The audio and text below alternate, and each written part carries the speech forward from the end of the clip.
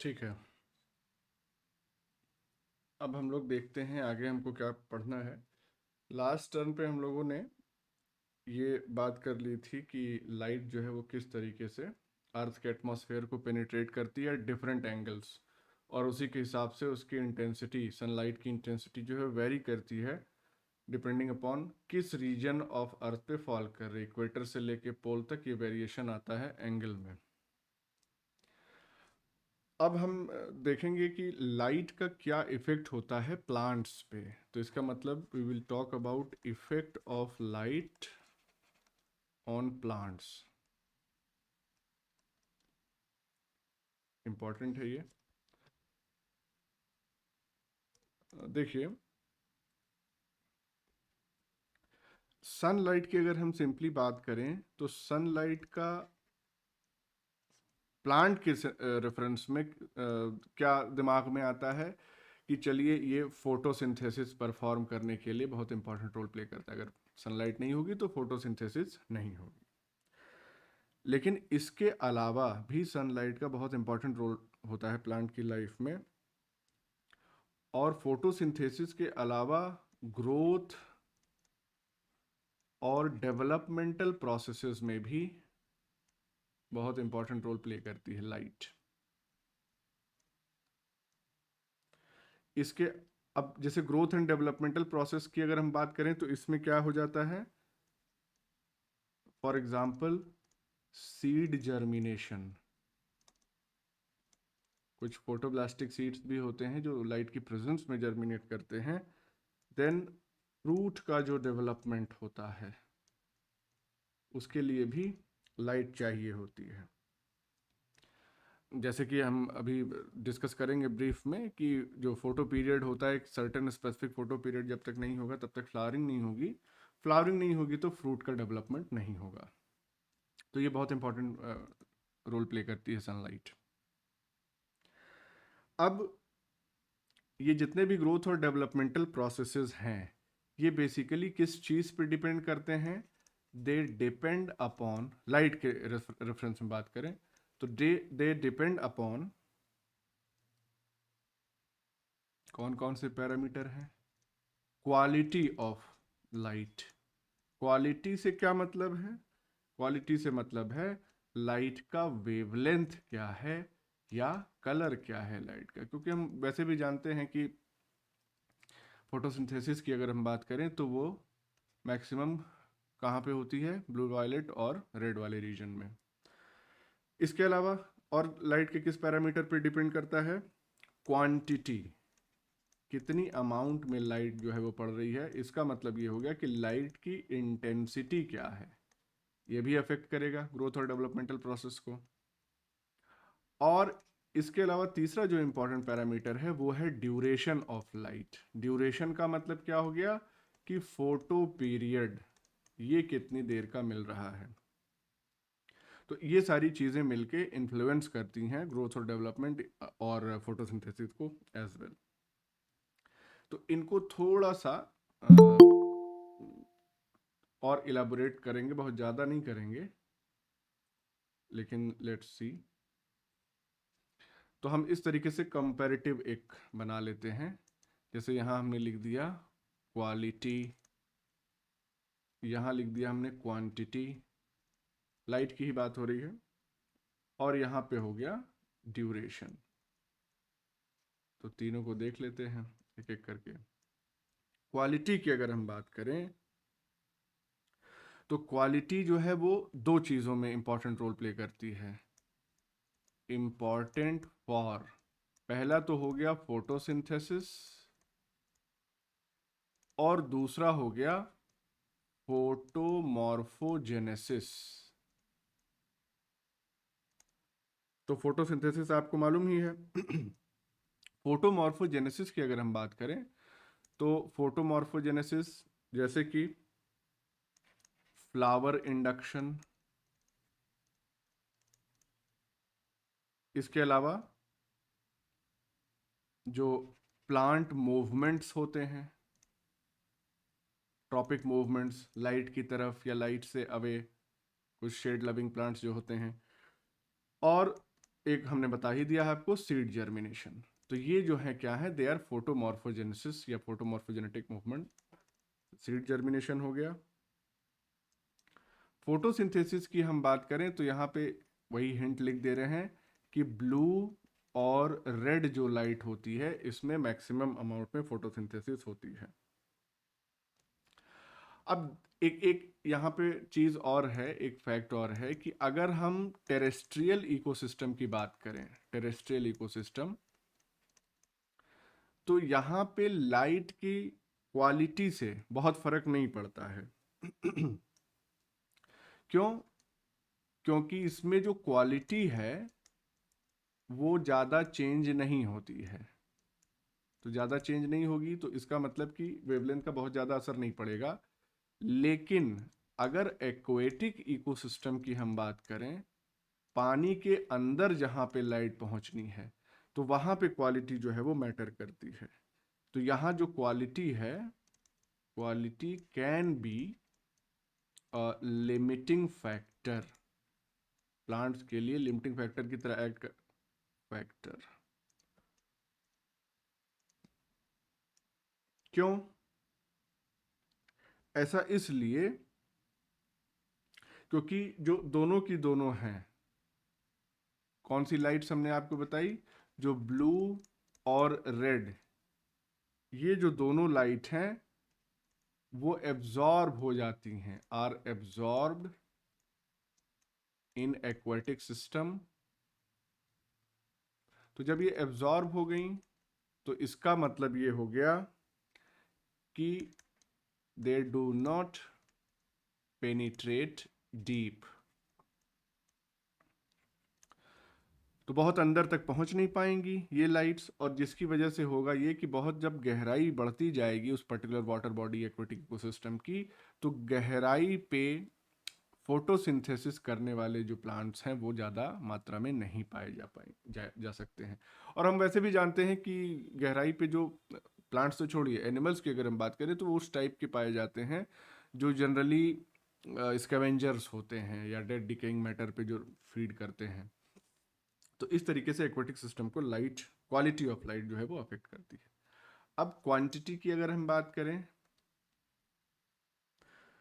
तो क्वांटिटी का मतलब वही हो गया इंटेंसिटी, और ये इंटेंसिटी जो है ये वेरी करती है, वेरीज अकॉर्डिंग टू लैटिट्यूड। ये ऊपर हम डिस्कस कर चुके हैं, यानी लास्ट टर्न पे हमने इसको डिस्कस किया था। लैटिट्यूडनल एंगल या वेरिएशन जितना होगा उस हिसाब से इंटेंसिटी जो है वो वेरी करती चली जाएगी। तो एक तो हो गया कि हमने कहा लैटिट्यूड। दूसरा और क्या चीज़ है जिसकी वजह से इंटेंसिटी पे असर पड़ सकता है? सीज़न, कौन सा सीज़न चल रहा है वो भी लाइट की इंटेंसिटी को अफेक्ट करेगा। सर्दियों में लाइट की इंटेंसिटी कम हो जाती है, फॉग वगैरह हो जाता है। और टाइम, किसका? Time of the day. जाहिर सी बात है दोपहर में ज़्यादा इंटेंसिटी होती है, शाम और सुबह कम होती है। तो इन चीज़ों पे डिपेंड करती है इंटेंसिटी, इनके हिसाब से वेरी करती है। अब इंटेंसिटी में वेरिएशन होने की वजह से भी प्रोसेसेस अफेक्ट होते हैं। तो कौन कौन से प्रोसेसेस अफेक्ट होते हैं?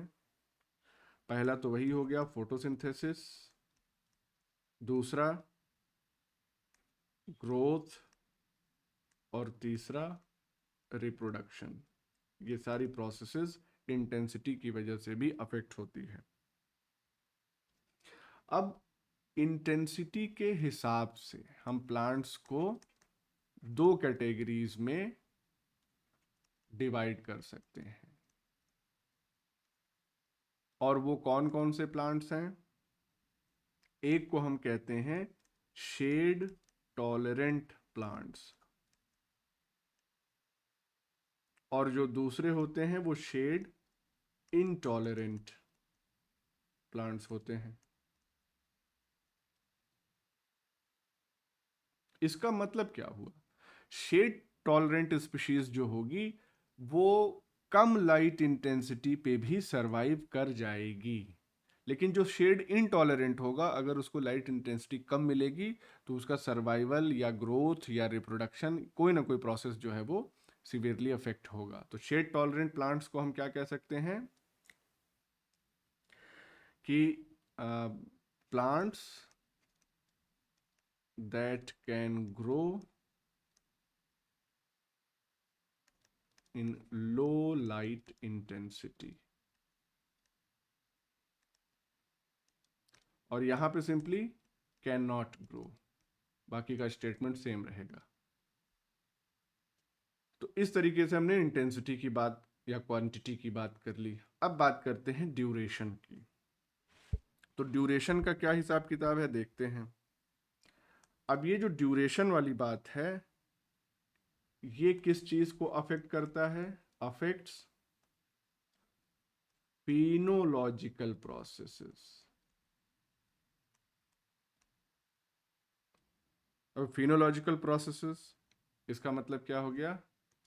Related to phenology. क्या होता है? What is the meaning of phenology? Botany वाले बताएं, जरूर पढ़े होंगे कहीं ना कहीं। बोलो भाई, थोड़ा तो इंटरेक्ट करो।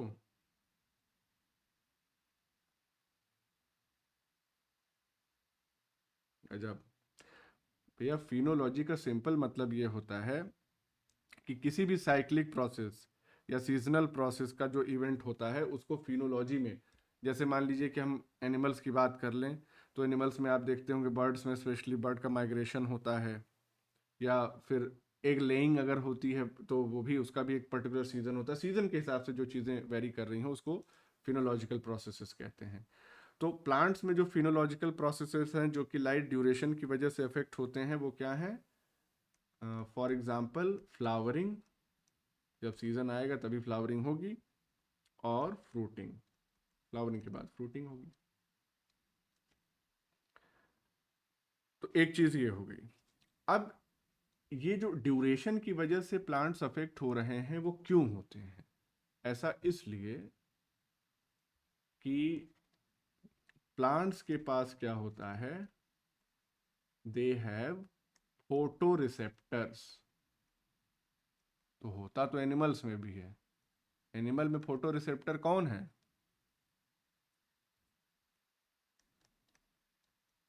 बोलो भाई, बोलो थोड़ा। What is the photo receptor in animals? I sir. हाँ ऑफ कोर्स, आंख ही तो है फोटो रिसेप्टर। इसी तरीके से प्लांट्स के पास भी फोटो रिसेप्टर होते हैं, जैसे कि फाइटोक्रोम्स या क्रिप्टोक्रोम्स। पिगमेंट्स होते हैं बेसिकली, जो कि लाइट को एब्जॉर्ब करने का काम करते हैं। और ये जो फोटो रिसेप्टर्स होते हैं ये क्या करते हैं? दे सेंस फोटो पीरियड, कितनी देर तक लाइट पड़ी, ड्यूरेशन कितना रहा, इसको सेंस करने का काम ये करते हैं। और इस फोटो पीरियड को सेंस करके ये सिग्नल्स सेंड करते हैं, या इसको सिग्नल की तरह ट्रीट करते हैं इस फोटो पीरियड को ही, जो कि बहुत सारी ग्रोथ और डेवलपमेंटल प्रोसेसेस के लिए, डेवलपमेंटल प्रोसेस को फैसिलिटेट कराता है। ठीक, तो इस तरीके से हमने लाइट का इफेक्ट जो है वो प्लांट्स पे देख लिया। अब हमको अगला जो एबायोटिक फैक्टर है वो देखना है, और वो है temperature. Now we will talk about temperature. अब देखिए टेम्परेचर, टेम्परेचर होता क्या है सब लोग जानते हैं, लेकिन उसको अगर एक लाइन में डिफाइन करना हो तो कैसे करेंगे? टेम्परेचर सिंपली क्या होता है? It is the degree of hotness और कोल्डनेस ऑफ सब्सटेंस। किसी भी पदार्थ की कितनी उसके अंदर गर्मी है या कितनी ठंडक है, सर्दी है, बस उसी को हम क्या कह देते हैं? Temperature simply. अब टेम्परेचर को कौन कौन से फैक्टर्स, इकोलॉजिकल सेंस में हम बात कर रहे हैं, अफेक्ट करते हैं? फैक्टर्स अफेक्टिंग, या हम कहें इन्फ्लुएंस, इन्फ्लुएंसिंग टेम्परेचर अर्थ पे, ऑन अर्थ, चलिए ऐड कर दिया, अर्थ पे किन किन फैक्टर्स की वजह से टेम्परेचर में वेरिएशन आता है। तो बहुत सारे फैक्टर्स हैं, जैसे कि लैटिट्यूड, एल्टीट्यूड, सब समझ में आ रहा होगा, टर्म्स आपसे आप वाकिफ हैं इससे। टोपोग्राफी, यानी अर्थ की सरफेस कैसी है, प्लेन है, उबड़ खाबड़ है, ऊंची है, नीची है। वेजिटेशन, एटसेट्रा, और भी कई फैक्टर्स हैं। तो ये मेन फैक्टर्स हैं जो कि टेम्परेचर को अफेक्ट करते हैं। अब इसमें सबसे पहला हम देख लेते हैं लैटिट्यूड का क्या इफेक्ट आ रहा है। तो बात करेंगे, ये तो चल ही नहीं रही है, इफेक्ट ऑफ या effects of latitude. Latitude longitude हम ऑलरेडी आपको बता चुके हैं, तो बार बार वो चीजें नहीं बताएंगे। अब देखिए, लैटिट्यूड पे जैसे मान लीजिए कि, चलिए ये अर्थ का हमने गोल तो नहीं बना बहुत, लेकिन ठीक है। लैटिट्यूड का मतलब हमने आपको खैर बताया था, ये इक्वेटर वाली चीज़ है, और उसके बाद इस तरीके से लैटिट्यूडनल लाइंस जो हैं वो रन करती हैं इक्वेटर के पैरेलल जो होती हैं। ये हो गया इक्वेटर। तो लैटिट्यूड की लोकेशन क्या है, ये है लोकेशन, ये है लोकेशन, ये है, उस पर्टिकुलर चीज पे टेम्परेचर जो है वो वेरी करता है। इसका मतलब, और वो रिलेशन क्या आता है कि temperature is inversely related to latitude. Latitude और टेम्परेचर में इनवर्स रिलेशन है। इसका मतलब कि जैसे जैसे लैटिट्यूड बढ़ेगा, मैं कहने का मतलब लैटिट्यूडिनल एंगल बढ़ेगा, वैसे वैसे टेम्परेचर जो है वो कम होगा। अब देखिए यहाँ पे इक्वेटर की जब हम बात करते हैं, तो इक्वेटर का मतलब होता है 0 डिग्री लैटिट्यूड, है ना। 0 डिग्री लैटिट्यूड, उसके बाद यहाँ पे 23.5 डिग्री, फिर 65.5, फिर और बढ़ता है, यहाँ पे जाके पोल्स पे हो जाता है 90 डिग्री। तो जैसे जैसे हम मूव कर रहे हैं 0 डिग्री से 90 डिग्री, लैटिट्यूड या लैटिट्यूडनल एंगल बढ़ रहा है, लेकिन टेम्परेचर क्या है वो घटता चला जाएगा। तो वो इधर नॉर्थ पोल की तरफ भी वही होगा, साउथ पोल की तरफ भी, इधर बढ़ेंगे हम तो फिर इधर भी एंगल बढ़ता जाएगा, इसको 90 डिग्री लैटिट्यूड कह देंगे हम, पोल्स। तो जैसे जैसे बढ़ेगा वैसे वैसे टेम्परेचर घटेगा। तो एक रिलेशनशिप ये हो गई। अब अर्थ का 2 तरीके का मोशन होता है, ये भी हम जानते हैं। वो कैसे इनमें वेरिएशन लाता है टेम्परेचर में। तो अर्थ है 2 टाइप्स ऑफ मोशंस। एक मोशन जो होता है उसको हम क्या कहते हैं, number 1 rotation, and number 2 is revolution.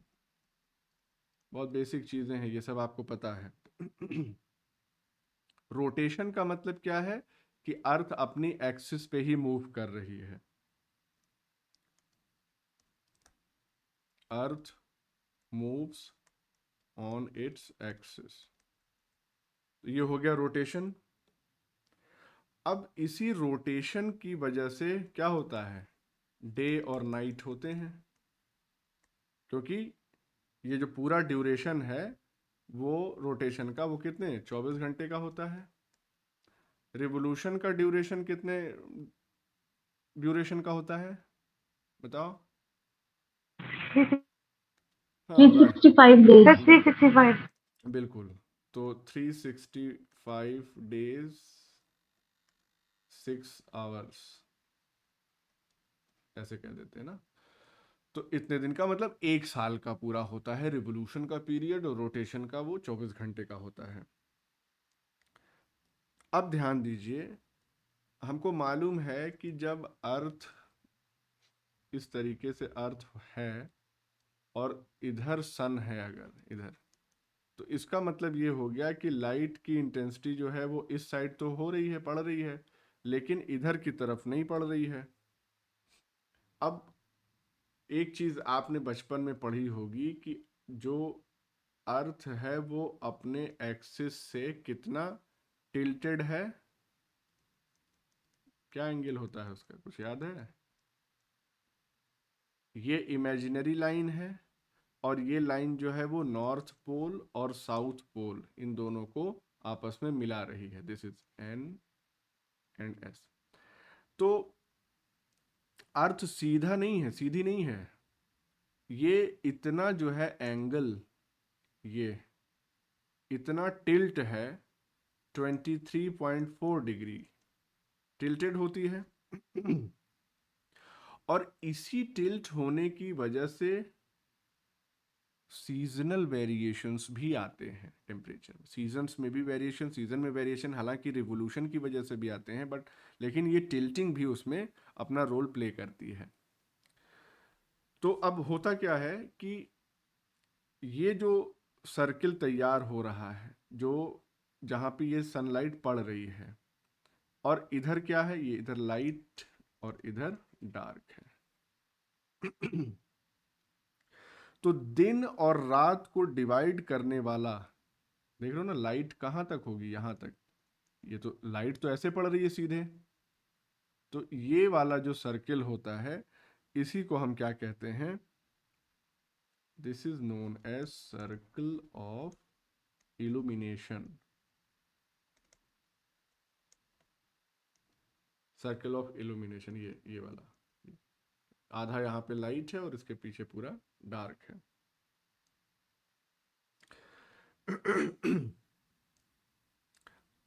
चलिए अब आगे देखते हैं जो दूसरा मोशन है, यानी कि रिवोल्यूशन की बात करें तो रिवोल्यूशन का हमने ड्यूरेशन आपको बता दिया, और किस तरीके का ऑर्बिट होता है, शेप क्या होता है।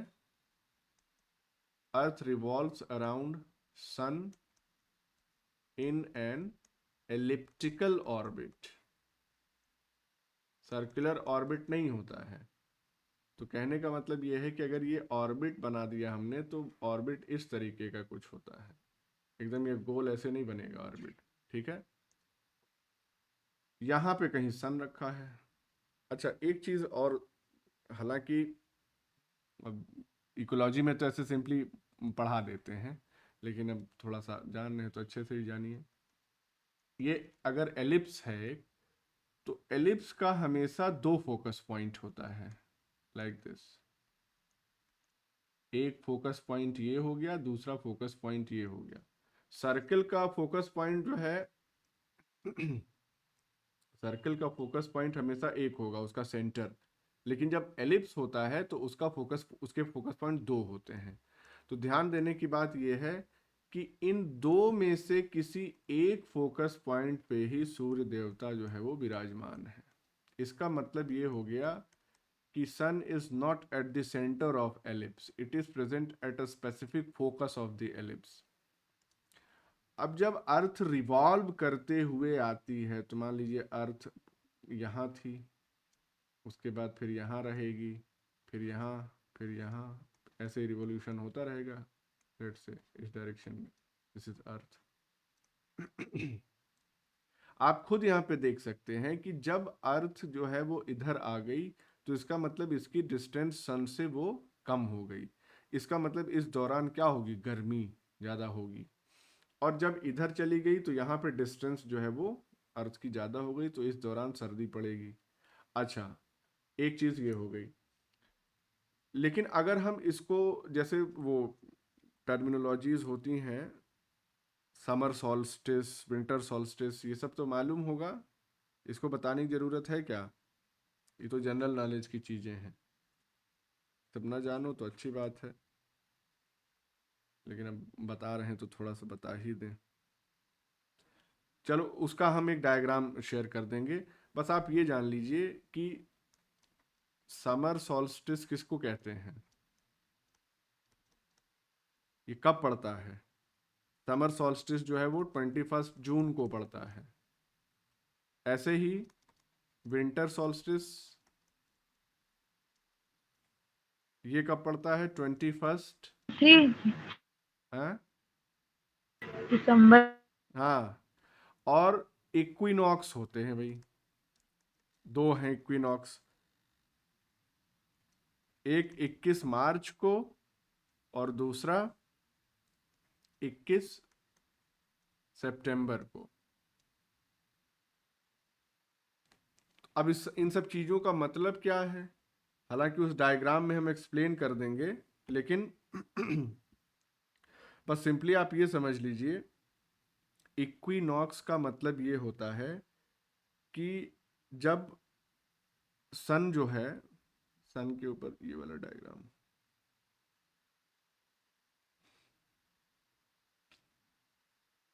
ये वाला और ये वाला, ये जो पोजीशंस हैं दे आर ऑफ इक्विनॉक्स। इसका मतलब ये हो गया कि यहाँ पे जो भी पोल्स हैं वो, उसकी टिल्टिंग जो है वो अफेक्ट नहीं कर रही है, और इसकी वजह से सन जो होता है वो डायरेक्टली, अब यहाँ पे अगर हम बना दें अर्थ को, सन जो है वो डायरेक्टली इक्वेटर के ऊपर जो है, ये इक्वेटर इस तरीके से है, डायरेक्टली लाइट ऐसे देता है। सिमिलरली अर्थ ये है तो ये इक्वेटर ऐसे बना दे, रोटेट करते हुए उधर जा रही है, दिस डायरेक्ट इक्वेटर के ऊपर जब सनलाइट पड़ती है उस पर्टिकुलर डे को, तो this is called as equinox. और यहाँ पे हम देखते हैं, जब हम समर सॉल्स्टिस और विंटर सॉल्स्टिस की बात करते हैं, 21 जून को क्या होता है, ऐसा क्या हो जाता है?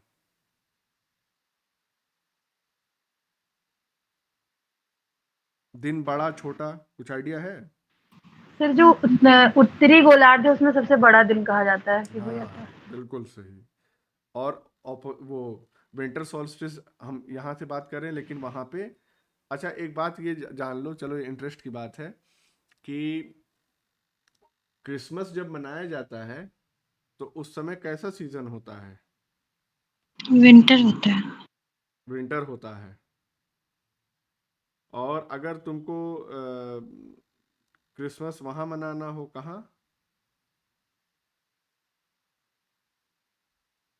ऑस्ट्रेलिया में, तो कैसा होगा? हाँ ध्यान दीजिएगा, ऑस्ट्रेलिया में जो क्रिसमस मनता है एकदम गर्मी होती है भयानक वाली उस समय वहाँ पे, क्योंकि जैसा सीजन नॉर्दर्न हेमिस्फीयर में होता है वैसे उसका बिल्कुल ऑपोजिट सीजन जो होता है वो सदर्न हेमिस्फीयर में होता है।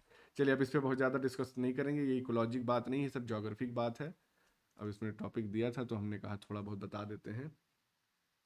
ये लैटिट्यूड की बात हमने कर ली। अब नेक्स्ट हम बात करते हैं इफेक्ट ऑफ एल्टीट्यूड, और इसके बारे में भी हम लोग बेसिक बातें कर चुके हैं। एल्टीट्यूडिनल वेरिएशन जो टेम्परेचर में होता है, हमने लैप्स रेट की बात की थी, जैसे जैसे हाइट बढ़ेगी वैसे वैसे, अगर ट्रोपोस्फियर की स्पेशली बात हो रही है तो लैप्स रेट यहाँ पे क्या था, क्या वैल्यू थी उसकी?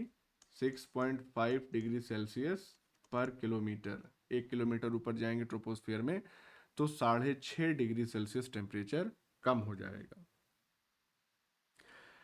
अब यहाँ पे मेन जो पॉइंट है समझने का वो आप देख लें। जैसे मान लीजिए कि ये है अर्थ की सरफेस, और यहाँ पर है ये, चलिए मान लेते हैं ये एटमॉस्फेयर नहीं कह रहे हैं, सिंपली इसको हम ट्रोपोस्फियर कह रहे हैं। तो ये ट्रोपोस्फियर हो गया, और ये जो लाइन होगी ये हो जाएगी ट्रोपोपॉज। जब सन की लाइट यहाँ पे आती है तो सन रे जब आती है तो उस दौरान जब इंसिडेंट हो रही है सनलाइट, उस दौरान ये जो ट्रोपोस्फियर में एटमॉस्फेयर का जितना हिस्सा है वो बहुत ज़्यादा इस इंटेंसिटी को एब्जॉर्ब नहीं करता, आने देता है। लेकिन एब्जॉर्ब होने के बाद पूरा का पूरा तो एब्जॉर्ब होता नहीं है, रिफ्लेक्ट जब होता है तो ये जो रिफ्लेक्टेड लाइट है ये ट्रैप हो जाती है। रिफ्लेक्टेड लाइट, ट्रैप कहे या एब्जॉर्ब कह दें, इज एब्जॉर्ब्ड बाय ट्रोपोस्फेयर। तो इसका मतलब ये हो गया कि इंसिडेंट लाइट जो है वो नहीं हीट करती है एटमॉस्फेयर को, जो रिफ्लेक्टेड लाइट है वो हीट प्रोड्यूस करती है। तो चूंकि अर्थ की सरफेस जो है वो रिफ्लेक्ट कर रही है, तो इसका मतलब ये हो गया कि सरफेस के पास टेम्परेचर ज़्यादा होगा, और जैसे जैसे सरफेस से दूर हम होते चले जाएंगे वैसे वैसे टेम्परेचर कम होता जाएगा। तो उसी की वजह से ये लैप्स रेट हमको देखने के लिए मिलता है। ठीक है, इतनी बात समझ में आ गई। अब जो भी ये वेरिएशन हो रहा है भाई, हाइट की वजह से भी वेरिएशन हो रहा है टेम्परेचर में। सरफेस के पास टेम्परेचर ज़्यादा है, सरफेस से दूर जाने पे टेम्परेचर कम होता जा रहा है। इसकी वजह से हमको अलग अलग टाइप के क्लाइमेट देखने के लिए मिलते हैं। तो यहाँ पे छोटा सा जिक्र हम क्लाइमेट का भी कर लेते हैं कि क्लाइमेट बेसिकली है क्या। वेदर और क्लाइमेट, इन दोनों में क्या अंतर होता है, कोई बताए, अगर बताना चाहे तो। वेदर एंड क्लाइमेट, मालूम है किसी को?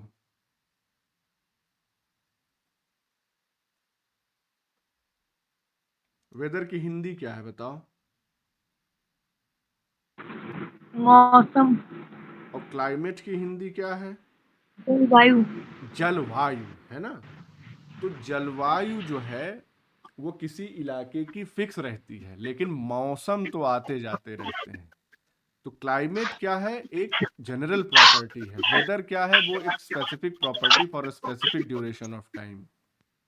तो क्लाइमेट को हम डिफाइन अगर सिंपली कहें तो ये क्या है? It is the long term pattern. किसका? Of weather. माइक ऑफ कर लो जिसका भी ऑन है। Long term pattern of weather in a locality, region, या पूरा का पूरा ओवर एंटायर ग्लोब की भी हम बात कर सकते हैं जब हम अर्थ के क्लाइमेट की बात करते हैं। तो अब बात यह है कि लॉन्ग टर्म पैटर्न है वेदर का, तो ये लॉन्ग टर्म पैटर्न का मतलब क्या हो गया? कितने ड्यूरेशन का हम ले लेते हैं। इसको सिंपली हम कहते हैं एवरेज प्रॉपर्टी ऑफ वेदर, ऐसे भी कह देते हैं। तो अगर किसी चीज का हम एवरेज ले रहे हैं तो हमको डिफाइन करना पड़ेगा कितने दिन का ले रहे हैं एवरेज। तो ये लॉन्ग टर्म जो है वो बेसिकली लॉन्ग टर्म पैटर्न ये लिया जाता है ओवर अ 30 ईयर इंटरवल। 30 साल तक अगर हम देख रहे हैं क्या है एवरेज वेदर प्रॉपर्टी, तो उसी हिसाब से वो क्लाइमेट उसको डिफाइन कर देंगे, वैसी ही जलवायु हो जाएगी। ठीक, तो ये क्लाइमेट हो गया लॉन्ग टर्म पैटर्न, और वेदर जो हो गया, यहीं पे इंडिकेट अगर हम कर दें, वेदर क्या है? It is the short term property. Short term property, और प्रॉपर्टी मतलब क्या? लाइक टेम्परेचर, आज गर्मी बहुत पड़ रही है, प्रेशर, लो प्रेशर जोन बनता है तो फिर आंधी आने लगती है, मॉइस्चर, आज बारिश हो गई, है ना। तो ये जो शॉर्ट टर्म प्रॉपर्टीज हैं ये कलेक्टिवली वेदर बनाती हैं किसी इलाके का। स्पेसिफिक प्लेस होना चाहिए, स्पेसिफिक टाइम होना चाहिए। क्लाइमेट का जब हम जिक्र करते हैं तो हम बात करते हैं क्लाइमेटिक जोन्स की, ये जान लें, इंपॉर्टेंट है। तो देखिए, क्लाइमेटिक जोन्स जो है बेस्ड ऑन डिफरेंट क्लाइमेट यही डिफाइन किए गए हैं, और इसको डिफाइन करने के लिए जो क्लासिफिकेशन क्राइटेरिया यूज किया गया है उसको हम क्या कहते हैं? Climatic zones defined by Koppen climate classification. अब ये जो है कोपेन क्लाइमेट क्लासिफिकेशन, ये क्लाइमेट जोन्स को 5 टाइप्स में डिवाइड करता है, या 5 जोन्स में डिवाइड करता है। तो 5 मेजर क्लाइमेटिक जोन्स। अब वो 5 जोन्स कौन कौन से हैं उसको हम लोग देख लेते हैं। पहला जो जोन है उसको हम कहते हैं humid tropical climate. Humid tropical climate ये कहाँ पाया जाता होगा, किसी को आइडिया हो तो बताओ।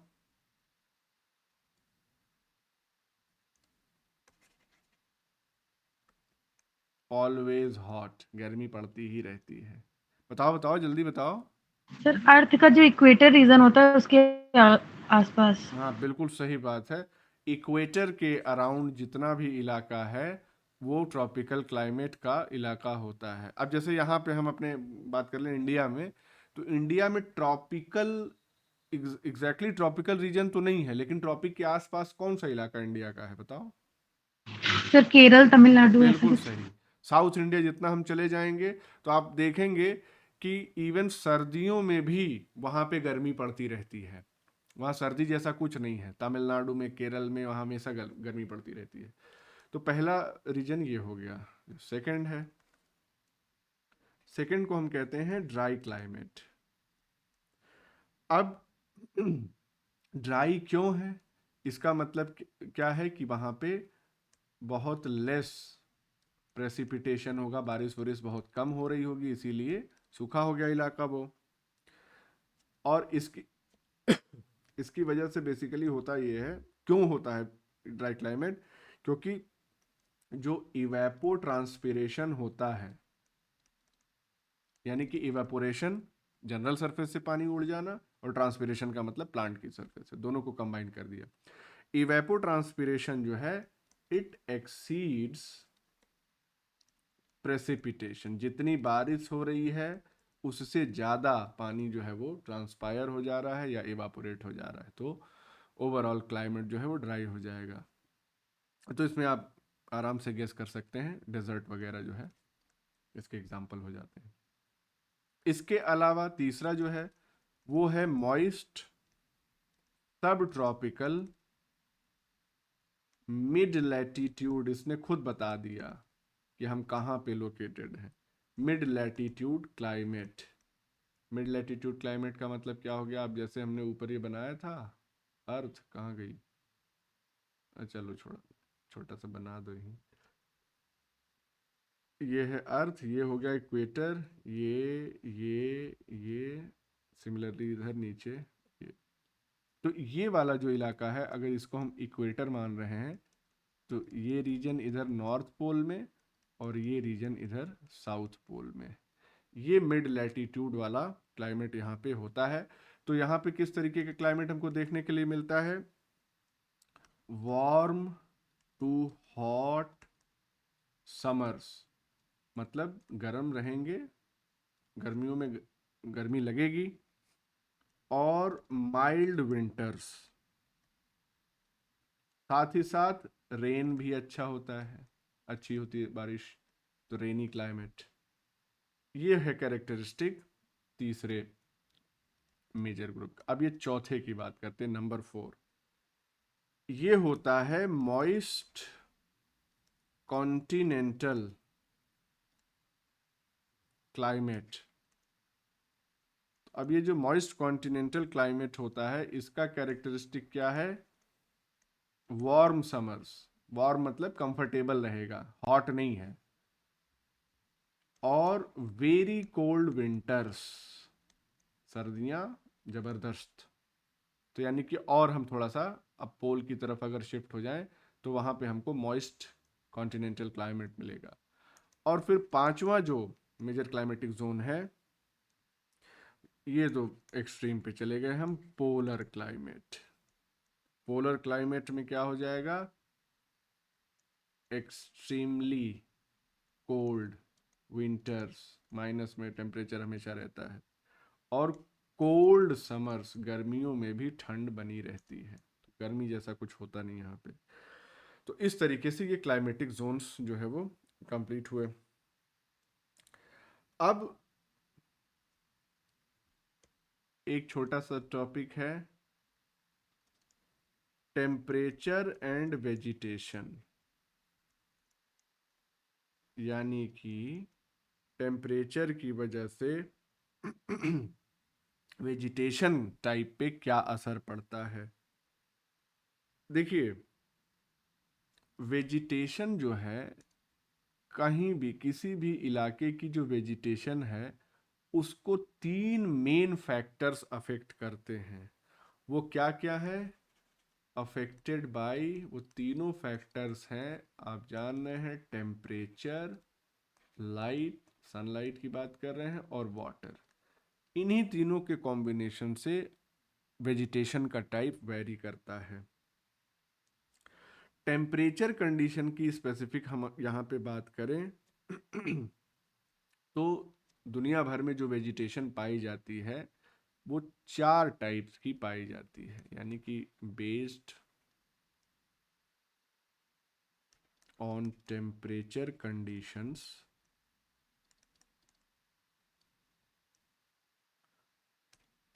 4 types of vegetation. Major types ही हैं, खैर बहुत सारी सब कैटेगरीज भी हो सकती हैं वर्ल्ड वाइड। अब वो कौन कौन सी हैं चारों, तो देख लीजिए। नंबर 1 मेगाथर्म, नंबर 2 मीजोथर्म्स, नंबर 3 माइक्रोथर्म, और नंबर 4 हेकिस्टोथर्म।